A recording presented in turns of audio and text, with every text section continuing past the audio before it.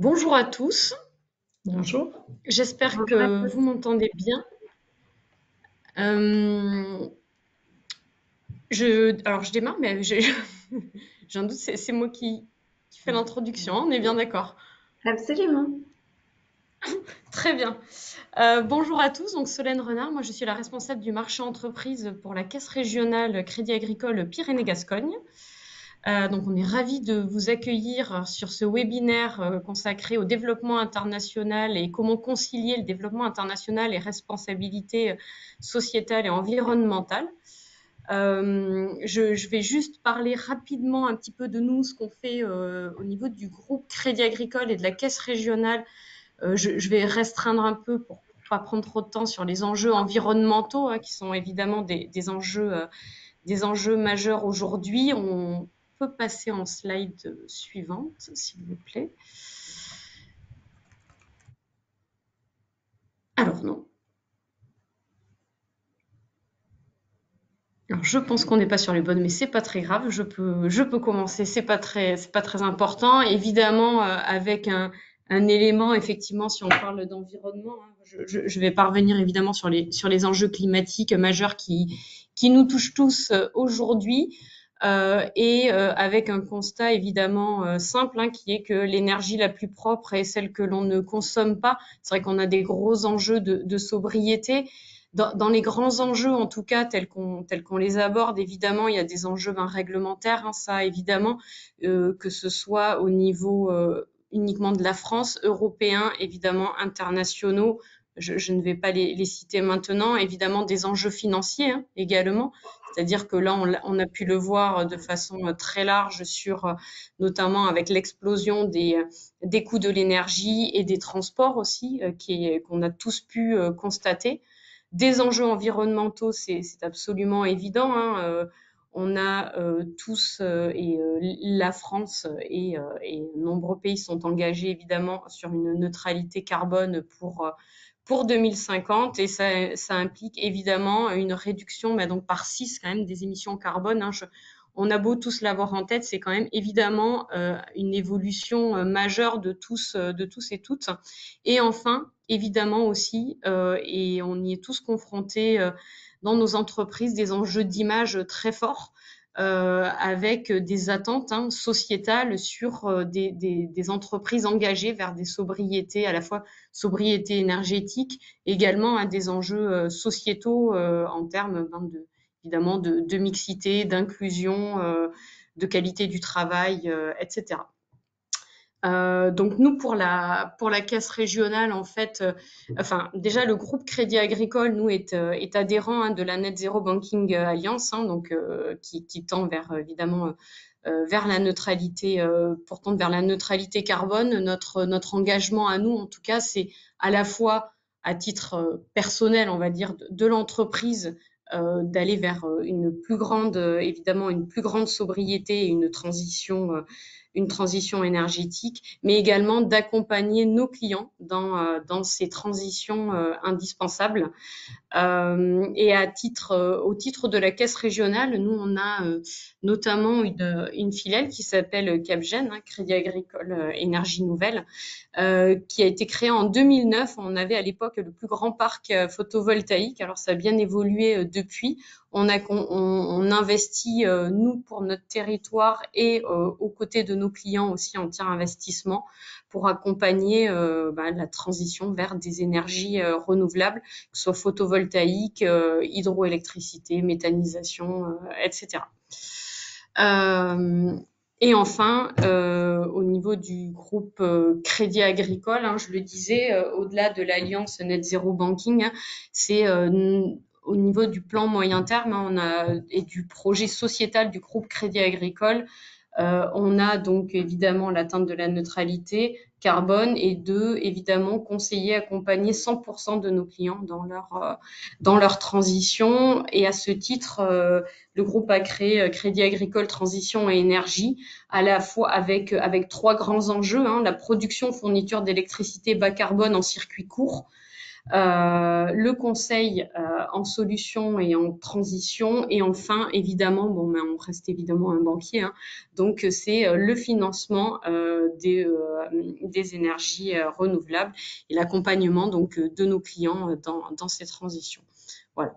Donc là, c'est juste un petit aperçu en gros des engagements donc du groupe Crédit Agricole et de la Caisse sur ce sujet-là. J'ai restreint volontairement maintenant donc sur les enjeux environnementaux, et je vais passer la main maintenant à Altios. Merci beaucoup Solène. Bonjour à toutes et tous. Ravie également de partager avec vous tous aujourd'hui autour du thème concilier développement international et responsabilité qui nous tient particulièrement à cœur chez Altios.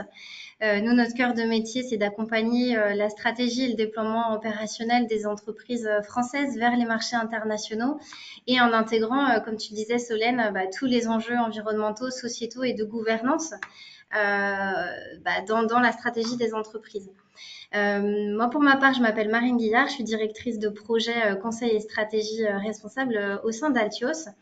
La slide que vous voyez affichée vient mettre ensemble et corréler international et responsabilité parce que peut-être que certains d'entre vous, vous dites, mais sur le papier, ça peut être deux termes qui peuvent paraître tout à fait antinomiques. Et nous, ce qui nous tient à cœur, c'est de vous montrer que c'est conciliable et c'est même très souhaitable que d'aller concilier ces deux termes parce que on va le voir au travers des différents éléments qu'on va vous partager aujourd'hui, au travers du témoignage de Monsieur Comar de la société Ethicable, que ça peut être un nouveau facteur de compétitivité et ce de façon plurielle, que d'anticiper les impacts réglementaires et d'intégrer au cœur de sa stratégie et de sa vision d'entreprise de façon authentique et entière les enjeux environnementaux et sociétaux. Parce que c'est vrai que quand on parle d'international, on va penser export, flux logistique, donc carbone. Et quand on parle de responsabilité, on va parler des 3 P. C'est assez facile à retenir, people, planet et profit. Et ce qu'on constate, et vous le savez chacun d'entre vous, c'est que les chaînes de valeur de chaque entreprise, même si l'activité internationale en tant que telle n'est pas forcément très déployée, eh bien, elles sont de fait internationales, et ce, sur l'ensemble de la chaîne de valeur. Que ce soit l'amont avec votre sourcing, votre cœur d'activité, et bien sûr l'aval quand vous avez une présence internationale. Et ce qu'on peut communément constater aussi, c'est que ces enjeux environnementaux et sociétaux n'ont pas de frontières. Le carbone, qui est l'un d'entre eux, n'a pas de frontières non plus. L'engagement se doit d'être commun. Et que l'intégration des engagements environnementaux et sociétaux et de gouvernance de façon transversale dans la stratégie d'entreprise est un vrai facteur de succès. On peut passer à la slide suivante. Et Virginie, je te laisse la main avec plaisir.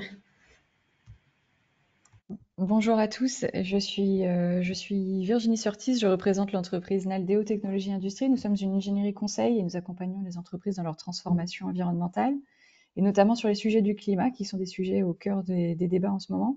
Et cette slide, elle souhaitait remettre en lumière la raison pour laquelle on doit se concentrer sur des efforts importants, parce qu'aujourd'hui, si on ne fait rien, on va se retrouver dans le graphe rose avec une évolution de nos émissions de carbone, bien qu'il y ait de belles déclarations un peu partout. Si on ne fait que changer les LED dans ces bureaux, on va quand même se retrouver avec une élévation du climat très significative et avec donc des problèmes d'adaptation partout sur la planète. L'objectif étant donc en tout cas pour les législateurs, l'objectif c'était de réduire cette courbe et donc d'arriver à une tendance qui soit plus en lien avec les objectifs de l'accord de Paris, à savoir 1,5 degré à l'horizon 2050 en réalité. Donc on cherche la neutralité carbone à 2050.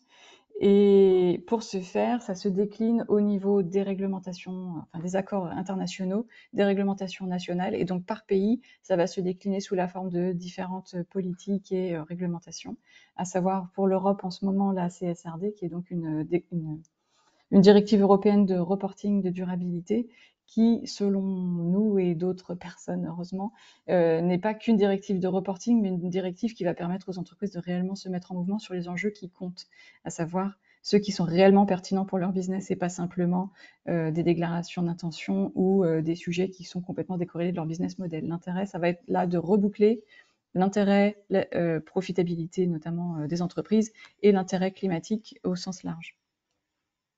On peut passer à la suite. Et effectivement, ce qu'on ne se dit pas assez souvent, c'est qu'aujourd'hui, si on parle que de carbone, mais c'est pas le seul sujet, effectivement, il y a aussi notamment l'eau et la biodiversité.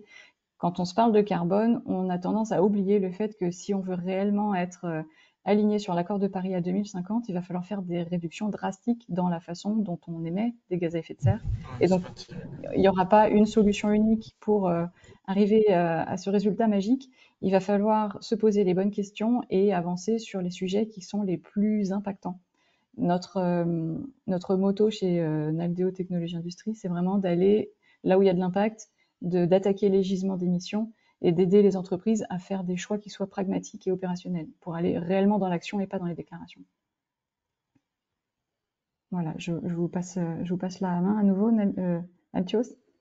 Merci beaucoup, merci à tous. Donc en effet, on voit que le cadre réglementaire, il est vraiment structurant pour les entreprises. L'idée, c'est pas de faire un reporting qui va rester sur une pile de dossiers, hein, comme vous le disiez toutes depuis le début de ce webinaire. L'idée, c'est vraiment d'aller transformer son entreprise grâce à cette directive européenne et transformer son entreprise sur l'ensemble de sa chaîne de valeur. C'est-à-dire que quand je vais faire mon bilan carbone, je ne vais pas faire mon bilan carbone qu'en France, je vais aller aussi auditer mes partenaires en Allemagne, à l'étranger. Et c'est aussi le cas pour des indicateurs qui sont peut-être moins tangibles, comme des indicateurs sociaux, mais qui sont tout aussi importants, qui seront audités et qui seront demandés dans cette nouvelle directive-là. C'est-à-dire qu'aujourd'hui, on ne peut pas se permettre d'avoir une politique RSE en France et de faire travailler des enfants à l'autre bout du monde. Cette directive, elle vient vraiment poser ce cadre-là. En quoi ça va changer la donne? Plus on y est préparé, plus on va pouvoir anticiper tous ces changements structurels pour l'entreprise. Et puis, on est là aujourd'hui, on intervient avec le Crédit Agricole qui l'a dit avec beaucoup de justesse au début du webinaire. À très court terme et à moyen terme, ça va être des facteurs de différenciation pour l'accès à des financements. On le voit, les acteurs financiers s'engagent dans cette direction et donc c'est toujours important de pouvoir être en avance de phase sur ces sujets pour être aligné avec ces parties prenantes externes dont les financeurs font partie. Et puis, que vous soyez grande entreprise concernée par la déclaration de performance extra-financière depuis de nombreuses années ou plus petites entreprises pas encore concernées, ce qu'on dit souvent, c'est qu'on est tous dans le scope 3, on est tous dans la chaîne de valeur d'une autre entreprise et que de fait, bien vos clients, vos fournisseurs vont pouvoir vous demander ces engagements, même si en tant que PME ou plus petites entreprises, vous serez concerné à compter de 2026 ou de 2028 en fonction de votre taille. Et comme le disait très justement Lucie, il est toujours plus confortable d'anticiper ces impacts réglementaires que de les subir de plein fouet. Et comme on le disait, ça vient vraiment créer un nouveau facteur de différenciation. Et l'opportunité aussi créée par cette contrainte réglementaire, ça peut être aussi de cette façon qu'on voit les choses, c'est que ça permet de monter sur la balance, pour prendre l'analogie du régime, de savoir combien on pèse à titre d'indicateurs environnementaux et sociaux, et surtout de s'engager dans une trajectoire de progrès que l'on va mesurer année après année. L'idée étant, in fine, que chacun d'entre nous contribue collectivement aux engagements qu'évoquait Virginie et qu'on se mette tous en mouvement d'un point de vue social et environnemental. On peut passer à la slide suivante. Qui est une synthèse de ce qu'apporte cette nouvelle réglementation. Ce qu'on peut retenir, c'est qu'en fait, cette analyse, elle est systémique. On n'a plus cette vision de l'entreprise comme une boîte un petit peu fermée. On a vraiment cette vision chaîne de valeur avec des liens assez forts entre toutes les parties prenantes. Et donc c'est pour ça que on est convaincu que ça va faire changer les choses assez rapidement, même pour les entreprises qui seraient concernées par la directive de manière obligatoire un peu plus tard. Et peut-être pour vous donner un exemple, nous-mêmes chez Altios, on perçoit déjà ces changements-là et certaines parties prenantes viennent nous interroger sur notre propre engagement pour savoir si elles souhaitent continuer une collaboration ou non. Et donc, fort heureusement, on a mis en place des actions qui nous permettent de pouvoir apporter certaines preuves, en tout cas certains éléments d'engagement, mais ça va être un effet d'entraînement assez rapide pour tout le monde. Le deuxième point de cette CSRD et de ces cadres réglementaires, c'est qu'ils vont vraiment venir poser des définitions communes sur la durabilité, c'est-à-dire que par le passé, chacun mesurait un petit peu à sa manière ces indicateurs extra-financiers et puis les publiait ou non. Aujourd'hui, ce sera plus possible. On aura vraiment tous la même grille de lecture. Et ce à l'international, hein, puisqu'on voit que les choses bougent assez rapidement. Nos filiales nous font des retours, notamment en Chine et aux États-Unis, où le sujet avance très très rapidement. Donc ces données, elles vont être utilisées, elles vont être publiées, et on est là évidemment pour répondre à vos questions aujourd'hui. Hein, si vous en avez, n'hésitez pas à poser vos questions dans le chat. On peut passer à la slide suivante. Peut-être qu'on peut partager quelques perceptions assez macroéconomiques qu'on a pu observer sur le sujet justement de la RSE à l'international. Je pense que vous êtes tous sensibles aux tensions sur votre chaîne de valeur et notamment sur le sujet de la logistique et des achats qui depuis le Covid connaissent une transformation très forte. Et donc cet engagement RSE permet aussi de sécuriser sa chaîne de valeur en nouant des liens beaucoup plus forts à la fois avec ses fournisseurs mais aussi avec ses clients. Donc c'est une vraie force et on le soutient hein, aujourd'hui, c'est une vraie force et une vraie différenciation sur ce point-là, sur l'amont de la chaîne de valeur. Ce qu'on a observé aussi, c'est beaucoup de tensions géopolitiques. Hein, c'est un petit peu un cadre international assez unique aujourd'hui dans le commerce international et donc s'engager vers plus de responsabilité permet aussi de dépasser ces difficultés-là. Et puis, en interne, toujours pour vous partager un petit peu notre expérience d'entreprise, nous, on a une vraie demande hein, de nos collaborateurs qui souhaitent un engagement beaucoup plus fort et un engagement qui va au-delà de la déclaration d'intention.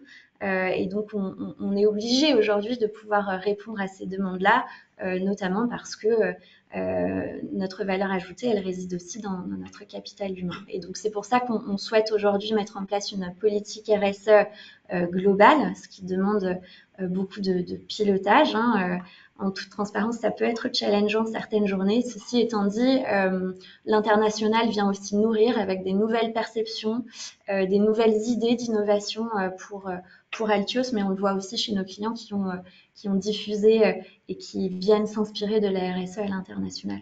Donc le mot d'ordre, peut-être, ça pourrait être Think Global, Act Local, mais de manière responsable, hein, toujours. Et c'est encore plus vrai aujourd'hui.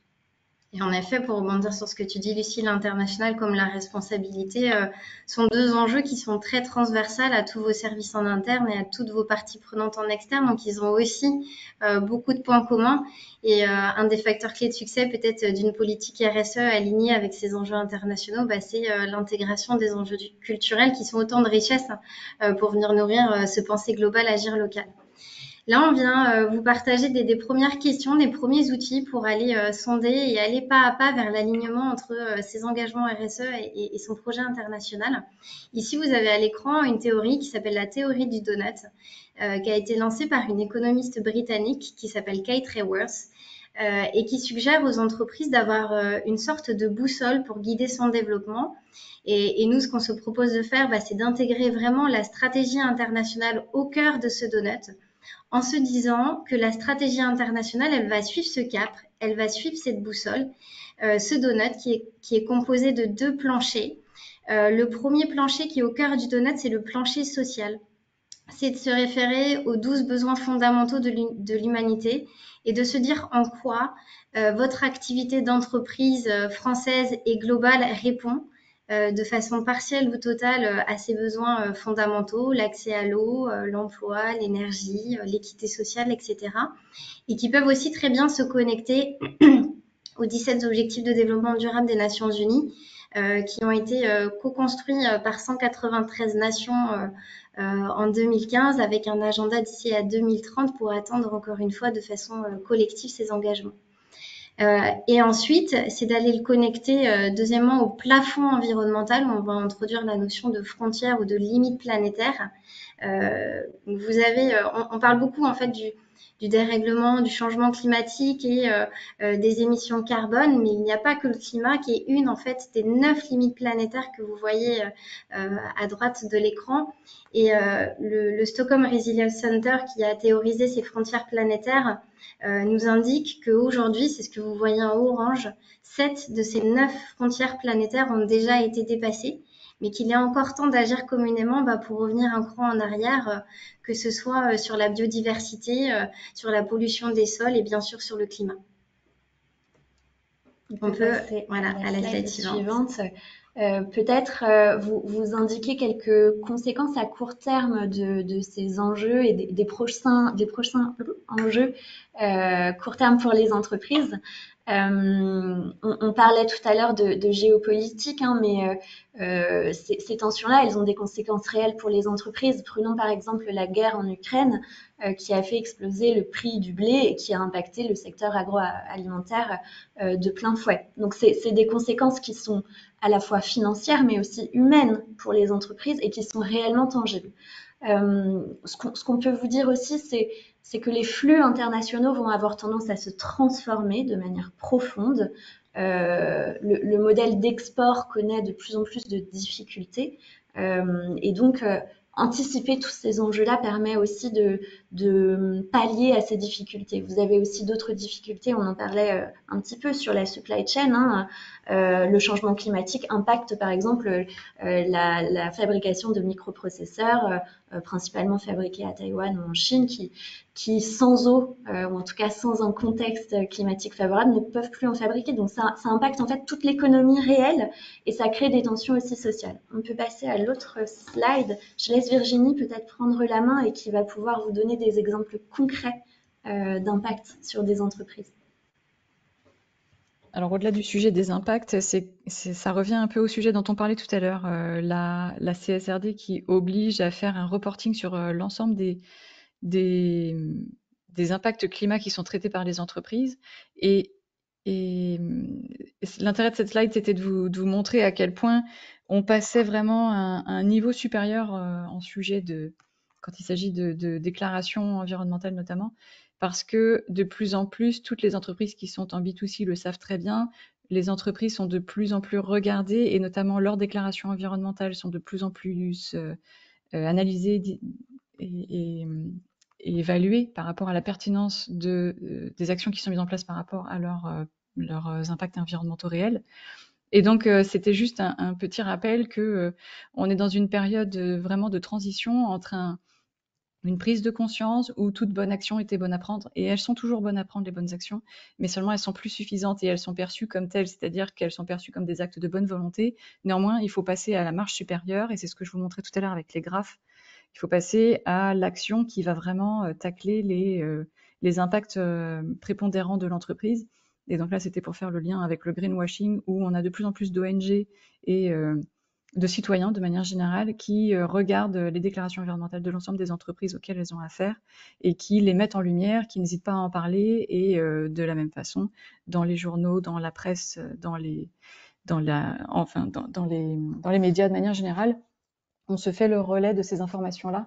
Et il y a de vrais enjeux donc de durabilité, dans le sens, effectivement, il y a des sujets de matières premières et d'obtention de l'ensemble des fluides qui sont nécessaires à la fabrication des matériels, etc. Mais au-delà de ça, un sujet de durabilité par rapport à la marque entreprise, la marque employeur, de pérennité de la clientèle.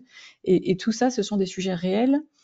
Et je pense que sur la slide suivante, il y a un autre sujet de valorisation des entreprises. Alors, là, je repasserai la main à Altios, mais au-delà du sujet du greenwashing et donc de l'image que peuvent avoir les consommateurs finaux, il y a aussi un sujet de valorisation de l'entreprise par rapport à ces risques réels et ces risques réputationnels qui sont tout aussi réels finalement vis-à-vis des déclarations qu'elles peuvent mettre en place. Et c'est pour ça que c'est important d'être accompagné par des entreprises de conseil ou d'ingénierie qui savent mettre en place des actions concrètes qui vous permettront de réellement réduire les impacts prépondérants de votre entreprise. Et je repasse la main à Thius pour faire le point là-dessus. Merci Virginie. En effet, tu le disais avec beaucoup de justesse. Aujourd'hui, faire cet engagement, en tout cas s'engager sur son scope national, c'est très bien, mais c'est plus suffisant. Hein. Beaucoup d'entreprises ont été taxées de purpose washing ou de greenwasher. Et donc, peut-être pour basculer un petit peu et pour vous montrer toutes les opportunités que ça peut développer, au-delà de la supply chain, on le disait tout à l'heure, c'est beaucoup d'opportunités partenariales, à la fois sur des sujets d'innovation, mais aussi sur la marque employeur, hein, avoir un partenariat avec d'autres entreprises pour partager, par exemple, des savoir-faire qui soient techniques ou intellectuels, ça peut être une vraie force pour votre entreprise. C'est quelque chose qu'on observe beaucoup dans le domaine de la chimie, par exemple, ou de l'agroalimentaire. Et puis au-delà de ça, on en disait 2 mots tout à l'heure, mais demain, les acteurs financiers ne regarderont plus seulement la performance économique de votre entreprise.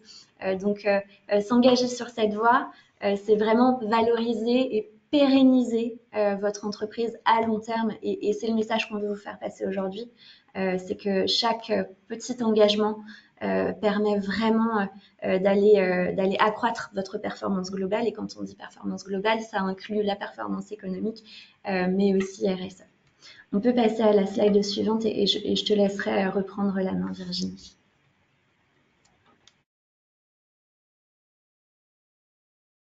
Excusez-moi, il fallait que je retrouve le micro. Eh bien, c'est le sujet dont on parlait justement à l'instant, c'est le sujet de valorisation. Il existe déjà aujourd'hui des outils de comparaison pour les investisseurs notamment, entre les pratiques environnementales, sociales et de gouvernance des principales entreprises cotées internationalement. Et donc ces outils permettent de montrer qui sont les best in class, donc quels sont les leaders sur certains sujets environnementaux, sociaux et d'éthique du business, et par rapport à ça, de mettre en place une évaluation du risque encouru par les entreprises qui ne s'aligneraient pas sur ces meilleures pratiques. Et donc là, c'est un exemple, le graphe de gauche, le graphe en histogramme de gauche, qui représente l'entreprise Arkema.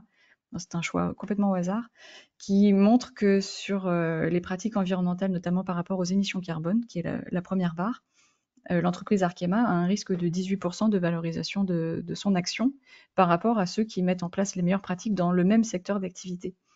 Et donc, on va aujourd'hui commencer à parler d'un return on investment on climate and environmental action. Et donc, c'est plus une question de retour sur investissement pur et dur, c'est vraiment, il y a aussi un retour sur investissement environnemental. Et c'est pas un retour sur investissement comme on l'entend habituellement, c'est-à-dire que on travaille actuellement avec des investisseurs, avec des banques et des assureurs qui nous demandent régulièrement quelle est la performance environnementale réelle des actions des entreprises dans lesquelles je souhaite investir ou des entreprises de mon portefeuille. Et on évalue la performance environnementale réelle de ces entreprises pour dire si elles sont alignées sur les enjeux de l'accord de Paris, si elles sont alignées sur les enjeux de l'entreprise de manière générale et de leur secteur, pour voir si elles encourent des risques particuliers par rapport aux risques climatiques, leur stratégie d'adaptation, etc. Et donc, ces évaluations qui sont faites, elles permettent à certaines entreprises qui se positionnent bien et qui mettent en place les bonnes actions d'avoir des conditions de business améliorées, des prêts à taux bonifiés, des taux d'assurance réduits, une confiance renforcée de leurs investisseurs, par exemple. Et à contrario, les entreprises qui ne s'alignent pas, qui ne mettent pas en place de trajectoire, ou en tout cas qui n'expliquent pas ce qu'elles font, pourquoi elles le font, et est-ce que c'est bien aligné avec les objectifs internationaux, et bien celles-ci d'avoir, à contrario, des conditions dégradées. Et donc, il y a un vrai sujet de performance long terme des entreprises qui est déjà évalué par les investisseurs. Il me semble qu'il y avait une autre partie à cette slide en dessous. Elle me paraît bien blanche. Voilà. C'était juste pour enfoncer le clou. La valeur verte est déjà une réalité, effectivement. Et on peut passer à la suite. Alors ça, c'était un exemple assez rapide pour aussi expliquer que quand on est un dirigeant d'entreprise, on connaît bien son activité, on sait où se situent les impacts environnementaux parce que souvent on les voit, ce sont souvent des flux physiques. Par exemple, s'il y a des polluants, on va le savoir. Quand il y a des émissions de carbone, on voit où est-ce qu'on dépense de l'énergie. Par contre, quand on est sur une entreprise multinationale avec des activités un peu partout dans le monde, des chaînes de valeur, j'ai pas envie de dire éclatées, mais des chaînes de valeur mondiales, on n'a pas toujours les bons ratios en tête parce qu'on a un biais culturel inhérent à chaque personne. Et donc, par exemple, là, c'était un exemple très, très trivial d'un petit canard en plastique. Et ce qu'on voit, c'est que le poids prépondérant, quand on parle de carbone, mais pas forcément des autres impacts environnementaux d'ailleurs, quand on parle de carbone, le poids prépondérant se situe sur la consommation électrique en Chine, puisqu'évidemment, il est fabriqué en Chine à base d'électricité très carbonée. Et quand on fait le parallèle avec la façon dont on décarbone sa chaîne de valeur en France, par exemple, on va essayer d'électrifier un maximum, ce qui peut paraître contre-intuitif quand on va essayer d'aller améliorer sa chaîne de valeur de manière globale. Donc l'électrification, c'est une solution en France quand on regarde l'impact carbone. Et c'est pour ça que quand on commence à regarder des chaînes de valeur mondiales et qu'on commence à regarder des impacts environnementaux globaux, c'est-à-dire pas uniquement le carbone, pas uniquement l'énergie, mais aussi l'eau, la biodiversité, la pollution de l'air, de l'eau et du sol, on commence à avoir des ratios qui sont un peu distordus parce qu'on ne sait pas qu'est-ce qui va générer le plus de pollution de l'air, on ne sait pas non plus qu'est-ce qui va avoir un impact plus fort sur les besoins en eau. Est-ce que si j'électrifie ce processus-là, est-ce que j'augmente ma consommation d'eau ou pas? Donc voilà, il y a des études croisées à mener, mais sur des points d'intérêt. C'est-à-dire qu'on ne va pas aller creuser comme ça dans toutes les directions. Il faut se concentrer sur là où les impacts sont les plus forts. Et c'est pour ça que la première des choses à faire, c'est de mettre en place un diagnostic. Et donc, c'est pour ça que ces bilans carbone sont néanmoins un diagnostic absolument nécessaire. Là, c'est un exemple trivial, évidemment, mais quand vous avez un produit un peu plus complexe, c'est important d'aller creuser pour savoir où est-ce qu'il faut que je passe du temps. Ça sera peut-être pas dans l'électrification du processus, ça sera peut-être dans le choix du fournisseur de matières premières. Voilà, je passe à la suite.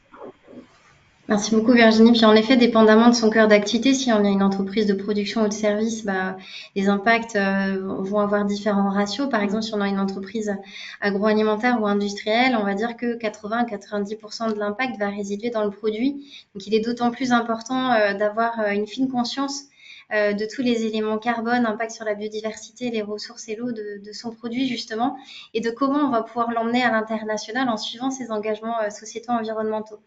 Donc là, on a essayé de vous partager ce slide qui sont peut-être tout autant de questions que vous vous posez en tant que dirigeant, collaboratrice d'entreprise sur comment on va aller sonder l'alignement entre vos engagements et votre projet international.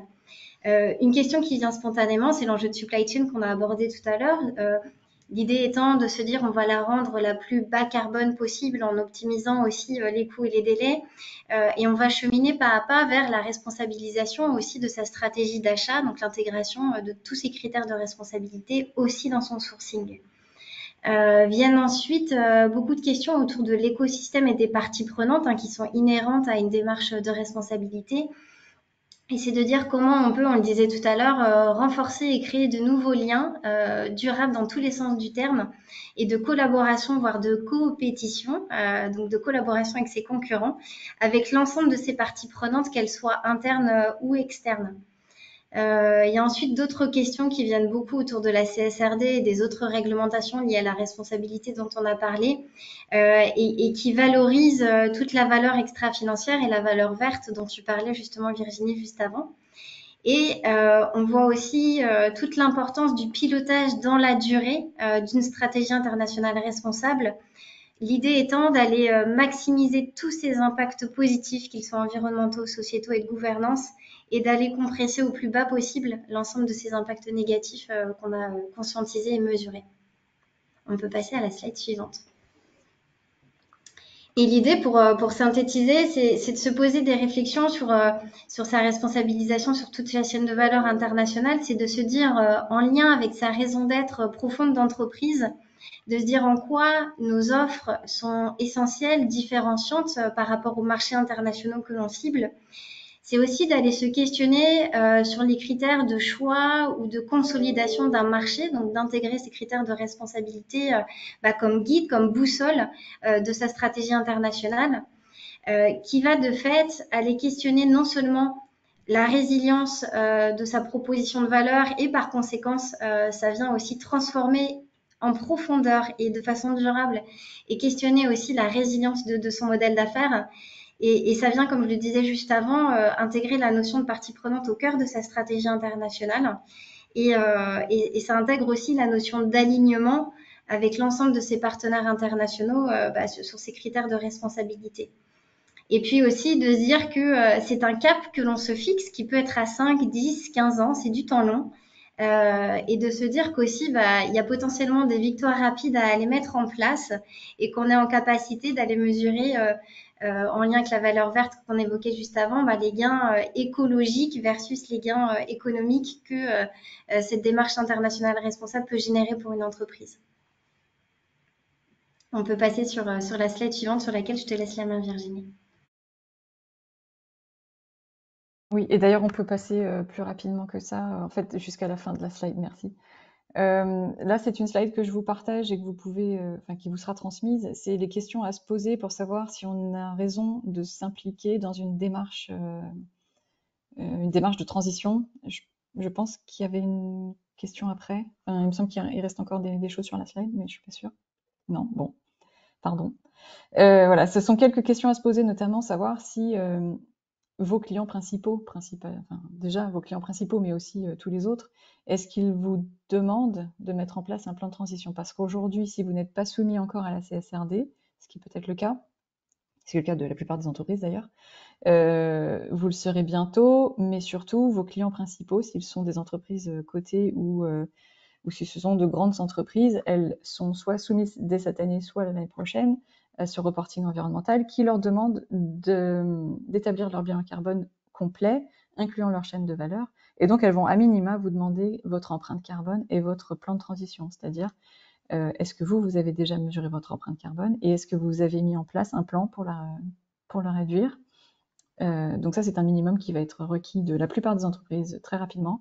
Alors, je dis la plupart des entreprises parce que moi, je travaille presque exclusivement pour les entreprises industrielles, et donc les entreprises industrielles qui produisent pour les autres, elles ont cet enjeu de chaîne de valeur très rapide. Ensuite, la question à se poser, c'est est-ce que vos autres parties prenantes y sont sensibles, notamment, alors là, on a mis les fournisseurs, les employés, les assureurs, mais clairement, ceux dont je parlais tout à l'heure, les taux d'assurance différenciés, les prêts bonifiés, et les investisseurs qui regardent la performance environnementale des entreprises dans lesquelles elles investissent, ça c'est une réalité, comme je le dis, on est sollicité, nous, par ces acteurs-là, pour évaluer la performance des entreprises, quand ce ne sont pas les entreprises qui le demandent sur la demande de leurs investisseurs. Donc, on a les deux parties les deux aspects du miroir, mais ça devient une des raisons principales des sollicitations pour réaliser un bilan carbone aujourd'hui. Ensuite, est-ce que vous utilisez des vecteurs énergétiques différents? Notamment, les entreprises qui sont très électrifiées, le sujet de décarbonation va être un peu moindre et ça sera peut-être plus dans la chaîne de valeur. Sur la partie énergétique, là où on va avoir un gros sujet, ce sont pour les entreprises qui utilisent beaucoup de chaleur, ce qui est le cas de beaucoup d'entreprises industrielles. Est-ce que vous avez déjà réalisé un diagnostic? Alors, ça peut prendre la forme d'un bilan carbone, d'un audit énergétique de site. Ce qu'il faut savoir, c'est que quand on fait un audit énergétique de son site industriel, on a regardé en réalité que ses émissions directes et indirectes du site, et pas de l'ensemble de son activité. Donc, quand on parle de décarbonation et d'alignement sur la trajectoire 1,5 degré à 2050, le sujet, c'est réellement de regarder l'ensemble de son scope, et donc plutôt de regarder bilan carbone, périmètre entreprise, périmètre groupe, plutôt que site industriel. Le site industriel, c'est un bon début, mais ça sera quelque chose qu'il faudra regarder quand on s'apercevra que c'est là que se trouve votre impact, ce qui est souvent pas le cas. C'est par contre là qu'on va trouver les quick wins, donc les actions sur lesquelles vous avez la main, sur lesquelles vous pouvez avoir des impacts rapides, efficaces, avec un retour sur investissement rapide. Ils vont se situer dans votre scope 1 et 2. Le sujet du scope 3, c'est quand même là où vont se situer la majorité de vos émissions. Ensuite, une question importante, malgré tout, quand on parle de pérennité de l'entreprise, notamment au niveau international, c'est est-ce que vous avez identifié dans votre champ concurrentiel des entreprises qui, elles, sont déjà en avance ou qui sont déjà en mouvement sur ces sujets d'impact environnementaux? Quels sont les impacts sur lesquels elles travaillent? Est-ce que vous avez connaissance de ça ou pas? Mais en tout cas, est-ce que vous sentez que votre secteur est en mouvement? Auquel cas, il ne faudrait pas être laissé en arrière. Et ensuite, quel est le niveau de sensibilité de votre direction? Parce qu'en réalité, sans l'engagement de la direction, on ne pourra rien faire. Et je pense que M. Comar ne me dira pas le contraire. Avec une direction qui est engagée pour mettre en place des actions pertinentes pour la réduction des impacts environnementaux, je parle vraiment pas que de carbone, mais de l'ensemble des impacts environnementaux d'une entreprise, là, on est sûr qu'on va aller vers une entreprise qui va se démarquer et qui va pouvoir faire de toutes ces contraintes réglementaires qui en sont quand même une opportunité de différenciation, de valorisation sur le long terme. Voilà, je repasse la main. Merci beaucoup Virginie. On va vous partager un exemple concret d'une société qu'on accompagne avant de laisser la parole à Monsieur Comar d'Etikable. Là, c'est une société familiale qui a une situation export somme toute assez classique que vous voyez en 2023, c'est-à-dire qui importe ses matières premières, qui les transforme en France et qui les réexporte dans une cinquantaine de pays. Et en cohérence avec sa politique RSE en croissance, cette société s'est questionnée en mettant autour de la table la direction, le directeur international, la direction RSE, pour aller transformer de façon progressive son modèle d'affaires international et créer de la résilience et de l'impact local. Donc petit à petit, leur situation à horizon de 10 ans qu'ils envisagent, c'est de créer 3 hubs régionaux, un hub Amérique, un hub Europe, Moyen-Orient et un hub Asie, avec de l'implantation locale à la fois de collaborateurs et aussi de petits sites de production locale. Les impacts positifs qu'envisage cette entreprise sont listés en orange, c'est-à-dire qu'elle va créer de la valeur et de l'emploi en local. Elle va régionaliser sa chaîne de valeur, donc la rendre plus courte, plus réactive. De fait, elle va avoir une meilleure réponse aux besoins locaux en termes d'approvisionnement et de production locale et de réponse aussi au goût des consommateurs locaux. Par conséquent aussi, elle va réduire ses flux logistiques, ses flux physiques et ainsi l'empreinte carbone générée. Elle va rendre son business model éco-circulaire, innovant et plus résilient. Et surtout, et c'est peut-être ce qui avait le plus d'importance pour cette entreprise, c'est qu'elle est en cohérence et profondément alignée avec qui elle est, la raison de sa création et sa vision de pérennité d'entreprise à long terme. Monsieur Comar, je vais vous proposer de continuer sur cette lancée de cas concrets. On a très envie de vous écouter sur la raison d'être d'Etikable et en quoi votre modèle d'affaires est très aligné avec les enjeux internationaux et les enjeux de responsabilité. Bien, bonjour. Stéphane Comar, je suis un des fondateurs d'Etikable. Etikable est une société coopérative qui a fêté ses 20 ans cette année. Alors effectivement, notre raison d'être, elle est assez simple. Elle est inscrite dans notre objet social. On a la vocation de faire du commerce équitable et de faire la promotion du commerce équitable. Un commerce équitable qui a comme objet d'être un outil de développement des partenaires avec lesquels on travaille au Sud et de proposer aux consommateurs des produits de qualité. Du coup, on travaille, on peut passer la slide suivante, s'il vous plaît. On travaille, on est donc une entreprise d'utilité sociale. Et là, je reviendrai un peu sur le discours qui a été tenu tout à l'heure par Virginie. Je pense qu'à partir du moment où on a défini sa mission, c'est important de le dire et de le faire savoir. Il faut l'affirmer sans aller trop loin pour éviter le greenwashing, mais il faut quand même se mettre en avant sur les éléments sur lesquels on a quelque chose à apporter. Alors effectivement, nous, on se fait reconnaître comme une société coopérative avec les avantages de la société coopérative, un capital qui n'est pas négocié sur les marchés financiers et qui est la propriété des salariés qui travaillent dans cette entreprise. On a donc une valorisation maximum de la partie salariée dans le modèle économique de notre entreprise. Et on est assujetti à un label qui s'appelle le label ESUS, qui nous permet aussi de revendiquer cette qualité auprès de nos partenaires financiers. Et là aussi, je fais un clin d'œil à ce qui a été dit précédemment, c'est qu'effectivement, on a un certain nombre de financeurs solidaires qui sont tout à fait intéressés par détenir dans leur portefeuille parce qu'on est reconnu comme utilité sociale. Et donc, dans un certain nombre de supports, on s'inscrit complètement dans ces supports-là. Notamment tous les supports ISR et économie sociale et solidaire. On peut passer à la slide suivante. Alors, en 2 mots, pour expliquer ce qu'on fait, c'est qu'on travaille avec des organisations de producteurs dans une 46 pays dans le monde. On travaille avec eux de manière étroite, c'est-à-dire qu'on noue des partenariats avec eux sur le long terme. On accompagne avec des agronomes ces organisations de producteurs et à chaque fois qu'on travaille avec une organisation de producteurs, on définit avec eux non seulement les besoins de matières premières qui nous sont nécessaires pour développer nos produits, mais aussi un projet qui est le projet de la coopérative sur lequel elle a envie d'avancer dans l'avenir, où elle a envie, où elle a la nécessité d'avancer. Et donc, on va mener notre activité économique d'importation en parallèle avec ce projet d'appui et de développement de la coopérative. Et on va essayer de créer un cercle vertueux et d'avoir au fur et à mesure des années de notre partenariat des acteurs, des partenaires, des fournisseurs qui sont de plus en plus solides et qui seront à même de nous fournir des produits et un service de meilleure qualité au fur et à mesure. Alors c'est pour ça qu'on a ce slogan un produit, un projet. Chacun de nos produits est identifié sur un projet d'appui à la coopérative de producteurs. Alors les 4 fondamentaux qui fondent cette relation commerciale, c'est un engagement. Alors, nous, on a fait le choix de travailler avec des organisations de producteurs, de petits producteurs. On travaille dans la durée, directement avec eux, c'est-à-dire qu'on connaît tous nos partenaires, on va régulièrement les voir et eux viennent nous voir régulièrement aussi en France.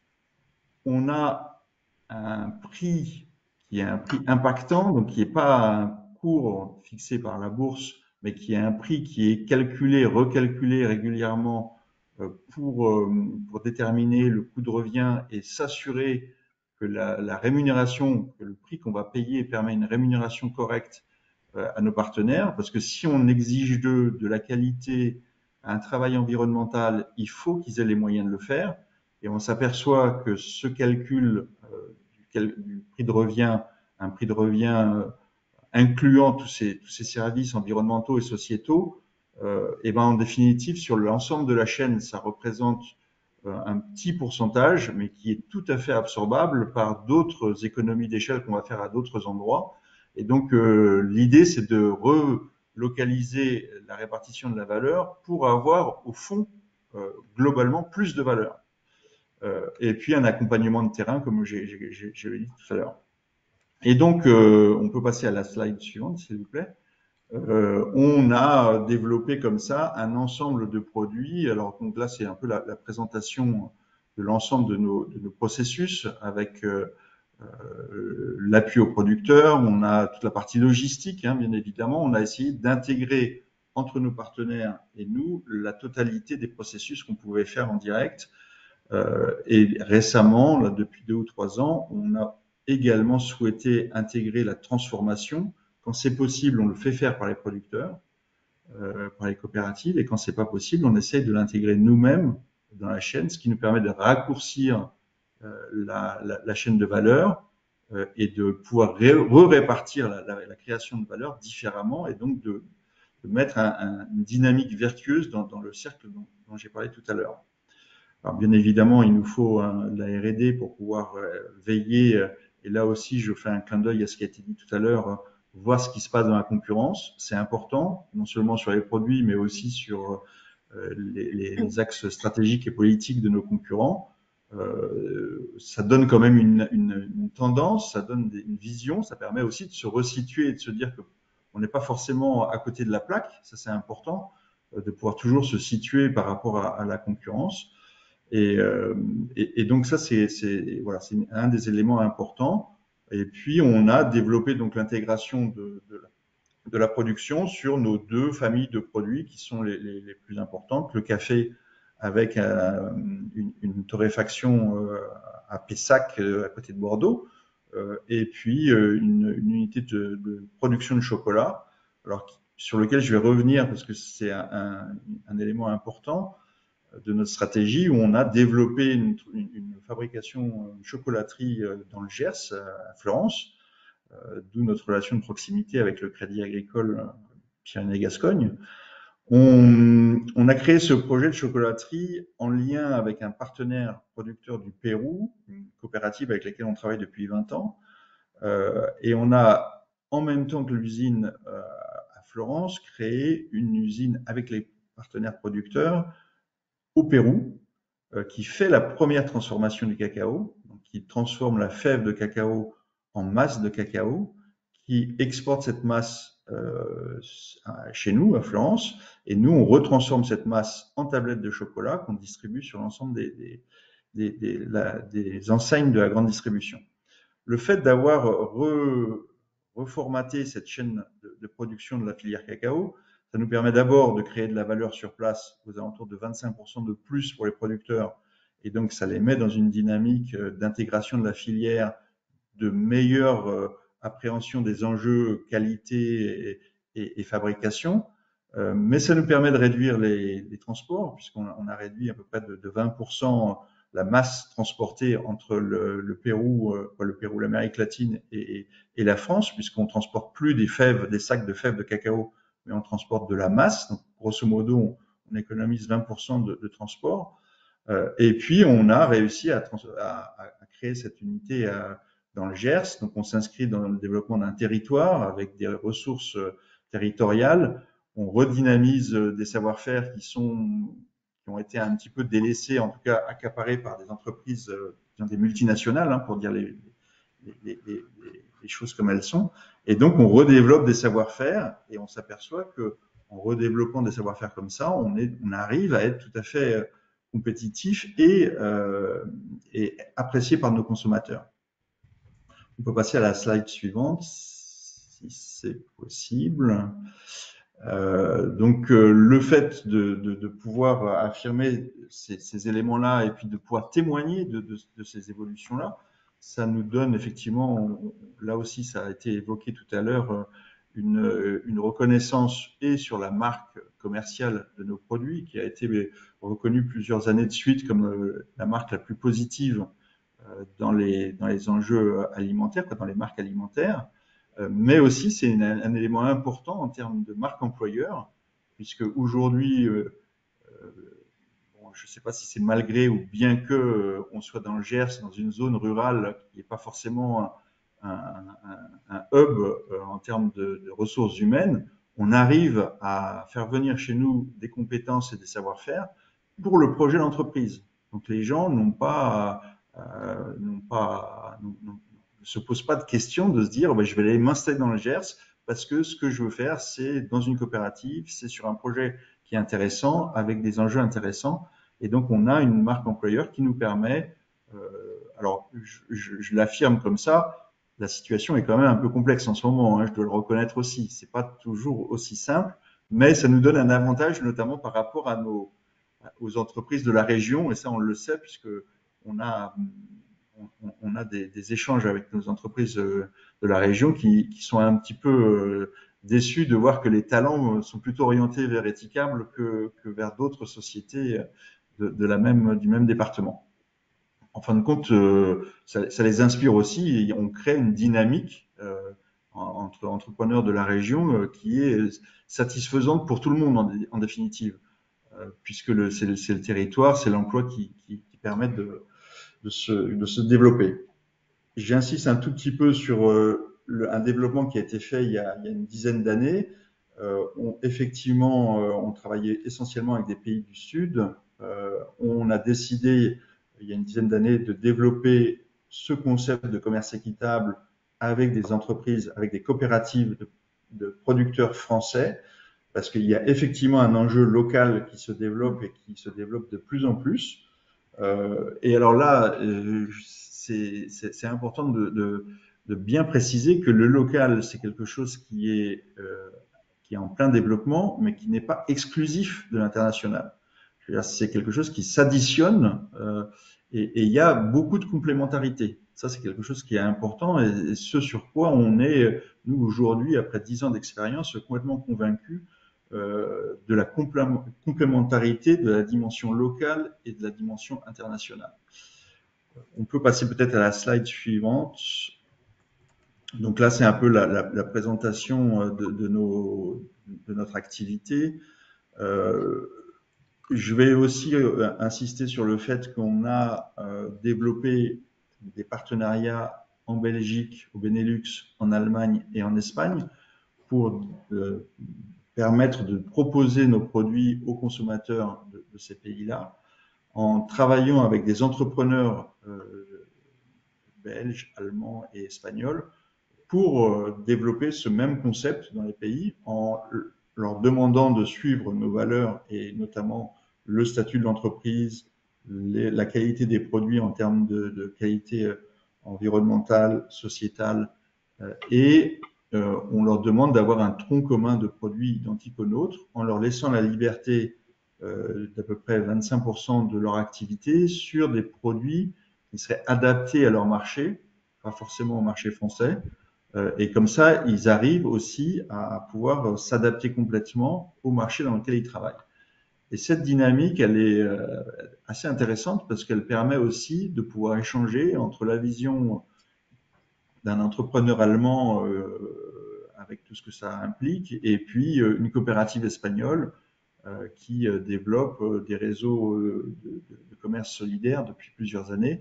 Et de cette diversité d'entrepreneurs, parce que ce sont tous des entrepreneurs, on trouve énormément de richesses et de points de développement parce que c'est une dynamique, ça crée une dynamique très intéressante. On peut passer peut-être à la prochaine. Bon, voilà, en 2 mots, ce que ça représente. Donc aujourd'hui, on a un chiffre d'affaires de 73 millions. Ça, c'est pour les chiffres. Hein. On commercialise en 2022, on a commercialisé 32 millions de produits sur l'ensemble de la zone dont je vous parlais. Donc la France, le Benelux, l'Allemagne, l'Espagne. On est présent dans 10 000 points de vente en France. On est la troisième marque du secteur bio. Et on est la première marque de chocolat bio en grande distribution. Donc le travail qui a été fait sur la filière cacao a été effectivement impactante dans le développement économique de notre entreprise. Ça, c'est important. Et on représente donc presque 30% du secteur bio, du linéaire de chocolat bio en France. Juste, et je terminerai par là, sur l'exemple qui illustre bien ce qu'on peut créer dans une dynamique qui s'inscrit dans les valeurs que j'ai définies tout à l'heure de commerce équitable. Et je citerai l'exemple de cette filière cacao Haïti, sur laquelle on a travaillé depuis 2008. On a appuyé des organisations de producteurs, de petits producteurs qui avaient des cacaoyers traditionnels et qui avaient comme activité essentiellement de vendre des fèves de cacao non fermentées à des commerçants qui le revendaient à d'autres commerçants, et ça partait sur le marché mondial, notamment américain, d'un produit de base peu valorisé destiné à l'agroalimentaire, et avec un travail d'appui, de formation, d'accompagnement. On s'est aperçu que les cacaoyers qu'ils avaient étaient des cacaoyers de variété ancienne, qu'ils avaient des qualités organoleptiques particulières. On a travaillé avec les coopératives pour les appuyer dans la fermentation de leur cacao. Et on a, au fur et à mesure du temps, parce qu'effectivement, ça prend du temps, et ça, je fais aussi un petit clin d'œil à ce qui a été dit tout à l'heure, c'est des dynamiques de long terme, mais au fur et à mesure du temps, leur cacao a été primé au Salon du Chocolat plusieurs années de suite, et la Maison du Chocolat à Paris a fait toute sa gamme de chocolat de Noël là en 2023 avec le cacao Haïti. Donc il y a eu une reconnaissance très importante de tout le travail qui a été fait. Et aujourd'hui, la coopérative a réussi ils étaient 300 membres quand on les a connus, ils sont plus de 2000 membres maintenant. Donc ils créent une vraie dynamique au niveau régional dans leur pays. Et quel pays aujourd'hui, hein, si vous avez vu le reportage qui est passé à la télévision ces derniers jours, il y a vraiment un besoin, des enjeux importants en matière d'appui à ce développement agricole. Donc, c'est aussi pour vous montrer que tout ce travail fait autour de la responsabilité environnementale, la responsabilité sociétale, c'est quelque chose qui a du sens, c'est quelque chose qui est passionnant parce que c'est innovant, il y a beaucoup de choses à faire, et de toute façon, c'est le sens de l'histoire. Donc, on est amené à le faire, quoi qu'il arrive.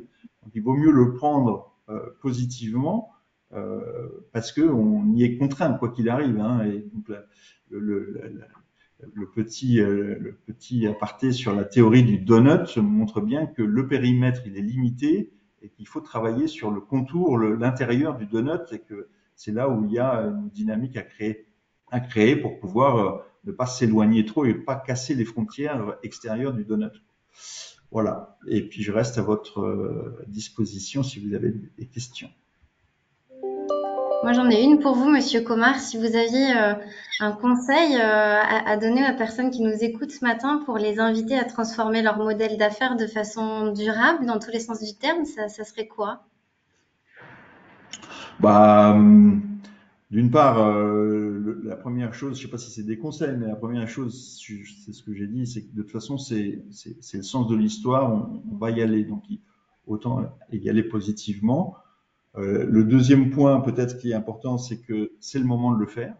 Euh, c'est encore le moment de le faire, et c'est encore le moment de le faire de manière intelligente. Et puis le troisième point, c'est que c'est satisfaisant. C'est satisfaisant intellectuellement, c'est satisfaisant économiquement, c'est satisfaisant par rapport à nos partenaires, par rapport à nos salariés. Il y a une reconnaissance, ça c'est très clair. Aujourd'hui, les jeunes générations sont complètement à l'écoute de ce genre de choses. Et c'est important de travailler dans la perspective de ce qui va se passer dans les 10-15 prochaines années. Et donc, si on veut rester en lien avec les jeunes générations qui arrivent sur le marché du travail, eh ben, il faut aller dans cette direction-là.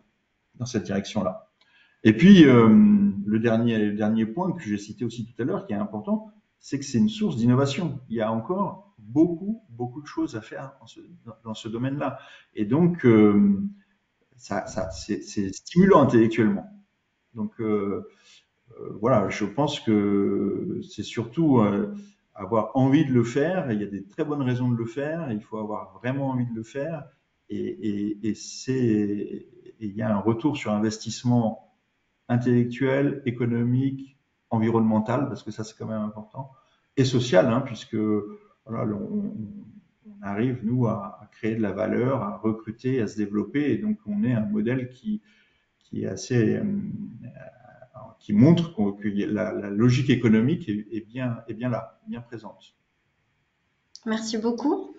On voulait aussi vous passer le message, et Virginie, tu as commencé à le dire tout à l'heure, qu'il est important de se diagnostiquer, de se regarder dans le miroir ou de monter sur la balance pour prendre différentes métaphores et d'accompagner ces transformations dans la durée.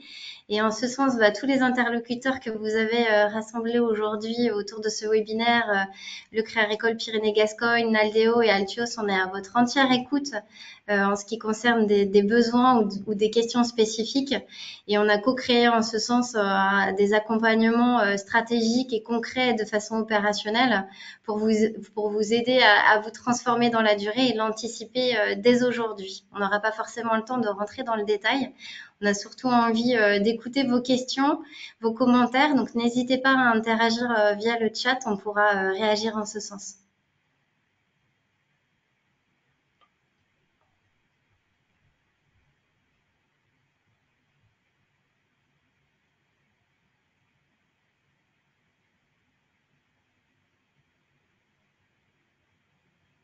Pas de questions, il me semble. Peut-être que tout était clair et concis. En tout cas, merci à tous et toutes pour votre écoute, vos partages d'expérience.